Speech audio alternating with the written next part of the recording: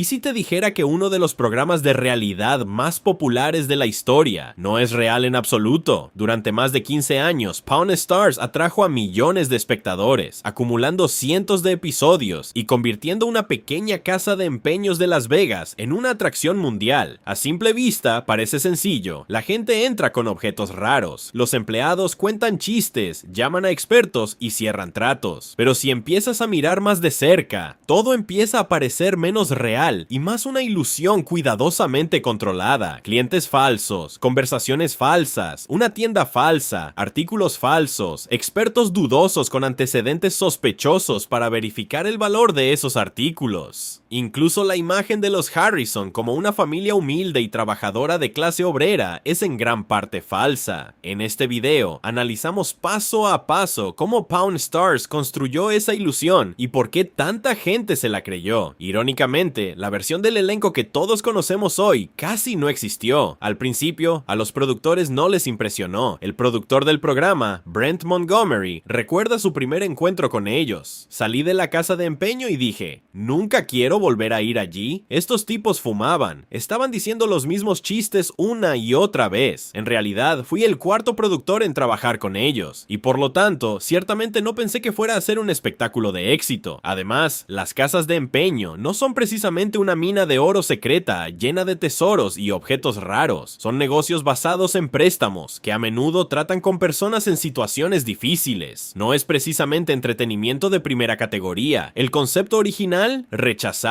una y otra vez por todas las grandes cadenas. Así que, en lugar de rendirse, reinventaron la realidad de las casas de empeño. Básicamente, vendieron una mentira y History Channel se la creyó. Cuando finalmente se aprobó la serie, no fue porque capturara la vida real de una casa de empeño, sino porque la transformó. El enfoque se centró en los personajes. Rick se convirtió en el negociador astuto y sabelotodo. El viejo se transformó en el jefe duro y de la vieja escuela. Para atraer a un público más joven, Cory interpretó al inexperto sucesor. También incluyeron al amigo de la infancia de Cory, Chumlee, y Chumlee se convirtió en el alivio cómico. Ya no era solo un negocio familiar, era un elenco, pero no fueron los personajes los que hicieron que el programa fuera un éxito. Y la verdadera estrella, los objetos. Armas antiguas, objetos de colección raros, extraños artefactos históricos. Y a pesar de que literalmente entraban tesoros por las puertas ahora que las cámaras estaban grabando, los chicos inicialmente eran tan tercos que se negaban a comprar nada. Brent Montgomery les dijo a los estudiantes de la Universidad de Texas que este fue uno de los mayores obstáculos. Si alguna vez conocieran a esos tipos, no podría convencerlos de pagar más por nada. Pero al principio les dije que intentaran comprar las cosas aunque no las quisieran. Si hacíamos un programa donde nunca compraban nada, no funcionaría bien. Probablemente esto fue lo que provocó las famosas ofertas irrisorias de Rick. ¿Cuánto aceptas por ella? 12,000.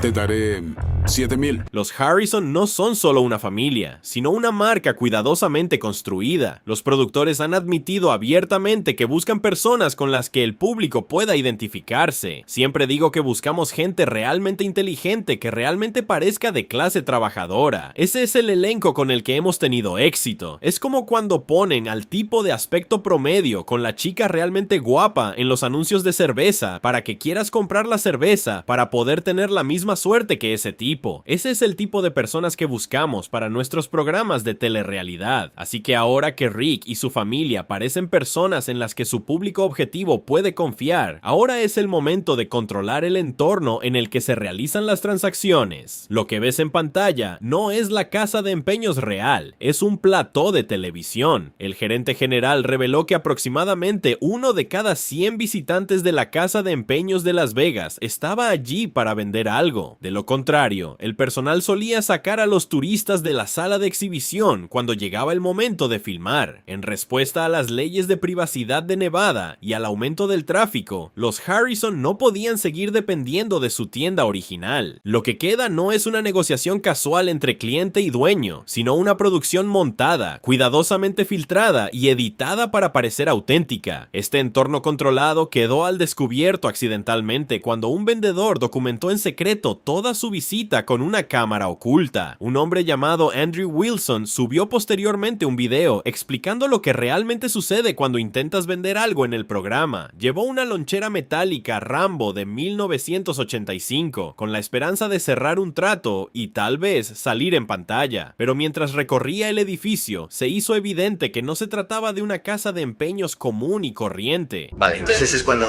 entra la señora. Te sienta y te dice cómo van a ir las cosas, sé qué puedes y qué no puedes hacer, qué puedes hacer. Y lo más importante que dice es que no puedes hacer referencia al programa. Cuando finalmente entró a la sala de exposición, Andrew notó que todos los clientes eran solo extras. Fingían ser clientes que pagaban, mirando los artículos de fondo. Hola, ¿cómo estás?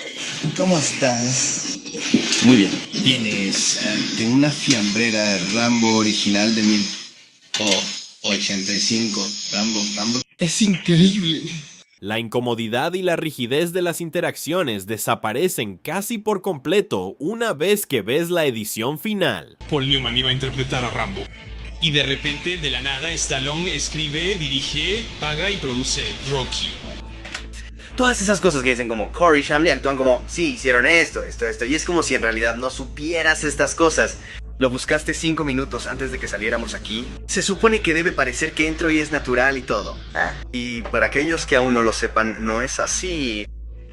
Esto se hace en varias tomas y te dicen específicamente lo que puedes y no puedes hacer. Ahora bien, en este caso particular, Andrew solo quería estar en el programa, pero para la mayoría de los vendedores, y especialmente para la familia Harrison, esto sigue siendo un negocio real, por lo que la siguiente fase de su sistema es un plan calculado para asegurarse de obtener el mejor trato posible en cada ocasión. Ahora bien, aproximadamente la mitad de las veces, Rick, Corey, Chumley o el anciano fingen tener un conocimiento profundo sobre cualquier artículo que les presenten. Sin embargo, la otra mitad de las veces se hacen los tontos y admiten que no saben nada sobre el artículo que se intenta vender, y como era de esperar, es entonces cuando aparece la famosa frase: tengo un amigo que se dedica a todas estas antiguas. Tengo un amigo. Lo llamo mucho cuando trato con cosas deportivas caras. Tengo un amigo que es bastante bueno con cosas como estas. Por favor, deja que él venga y me dé una estimación de su valor. Y esta es la trampa perfecta. Desde la perspectiva del vendedor, ese experto parece neutral, explica la historia del objeto, confirma su autenticidad y a veces incluso lo ensalza. Pero al realizar la tasación, suelen decir algo como: en una subasta, esto podría venderse por, seguido casi siempre de un precio mucho menor de lo esperado. Los vendedores acaban aceptando mucho menos de lo que habían planeado, a menudo sin darse cuenta de lo manipulada que está la situación. Pero ¿cuál es la mayor ilusión? Esos expertos elegidos al azar no son elegidos al azar en absoluto, no son personas cualquiera que entran por la puerta. Muchos de ellos están estrechamente relacionados con la producción. Tomemos como ejemplo a Bob Juhas. Siempre recurren a él cuando el programa necesita a alguien para restaurar autos clásicos, juguetes antiguos o maquinaria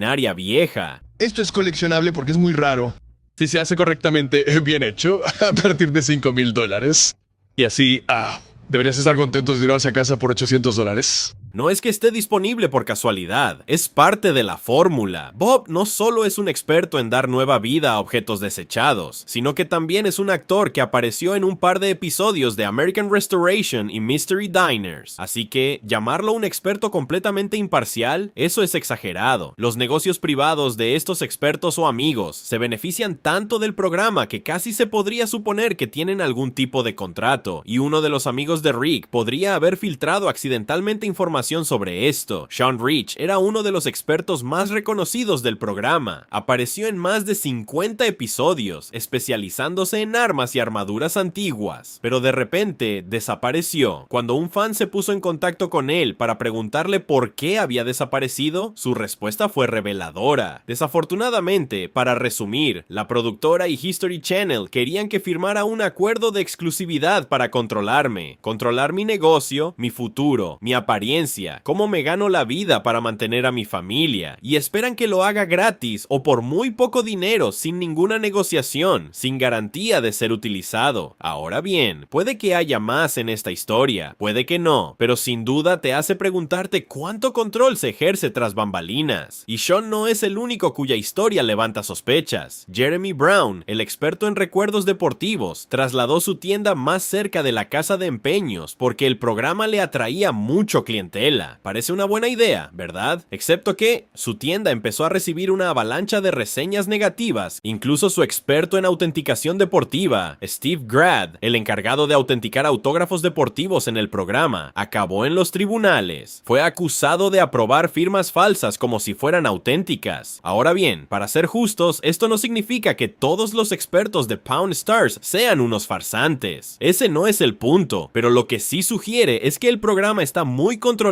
para que la casa siempre gane. Durante años, el público no se dio cuenta de que estaba viendo algo mucho más calculado de lo que parecía. Pawn Stars no era solo un reality show sobre una casa de empeños, sino una máquina meticulosamente diseñada para obtener el máximo beneficio sin perder la autenticidad. En sus inicios, aproximadamente entre las temporadas 1 y 6, el programa tenía una atmósfera completamente diferente. Se sentía más íntimo, más personal, casi real. Pero a mediados y finales de la década de 2010, esa imagen cuidadosamente construida comenzó a resquebrajarse. El 25 de junio de 2018, el anciano falleció tras una larga lucha contra la enfermedad de Parkinson. Su pérdida fue un duro golpe para los seguidores de toda la vida del programa. La muerte del veterano fue sin duda la primera señal clara de que el programa estaba en sus últimas. Su dinámica con Chumlee era una de las pocas interacciones no guionizadas que valía la pena ver. A partir de ahí, Rick se fue retirando gradualmente de su papel como historiador experto, cediendo esa responsabilidad a un elenco rotativo de expertos externos. Y Cory, la historia de que se convertiría en el próximo jefe, dejó de convencer a nadie. De hecho, a menudo daba la impresión de que ni siquiera quería estar allí. Es probable que el anciano o el dinero que ganaban con el programa fuera la única razón por la que la familia permaneció unida. En cuanto a los Harrison, la vida tras la muerte del anciano se convirtió poco a poco en una pesadilla. Para 2022 surgió un gran conflicto entre Rick y su madre, Joan Harrison, quien lo demandó alegando que cuando ella y el padre de Rick, Richard Harrison, abrieron la tienda, ella recibió el 51% de la propiedad. Tras la muerte de Richard en 2018, sus acciones pasaron a Joan. A principios de la década de 2000, Joan estaba hospitalizada y supuestamente, tras despertar del coma, cedió sus acciones a Rick sin saberlo. Además, lo acusó de ocultar detalles sobre los bienes de su difunto esposo y de no proporcionarle una asignación mensual. Y justo cuando parecía que las cosas no podían volverse más caóticas para la familia Harrison, aquello era solo el principio. Ese mismo año, Cory Harrison se metió en serios problemas. Sospechoso de conducir bajo los efectos del alcohol, algunos lo consideraron una recaída. Logró salir de la cárcel tan solo 8 horas después, pero no todos en la familia tendrían la misma suerte. Tomemos como ejemplo a Adam Harrison. A diferencia de su hermano Cory, Adam se mantuvo mayormente alejado de los focos, trabajando en la tienda de forma intermitente. La mayoría de los espectadores ni siquiera sabían que formaba parte de la historia, hasta que las cosas dieron un giro trágico. En 2024, Adam fue encontrado muerto tras una sobredosis accidental de fentanilo. Lo que empezó como un exitoso reality show se convirtió poco a poco en algo mucho más difícil de ignorar, hasta un punto en el que simplemente no podían continuar con el programa. Y en 2025, finalmente se anunció que el programa no sería renovado en History Channel para otra temporada. 15 años en la cima de la televisión, solo para que todo se derrumbara. Lo que alguna vez pareció un legado intocable, se desmoronó rápidamente, dejando más preguntas que admiración.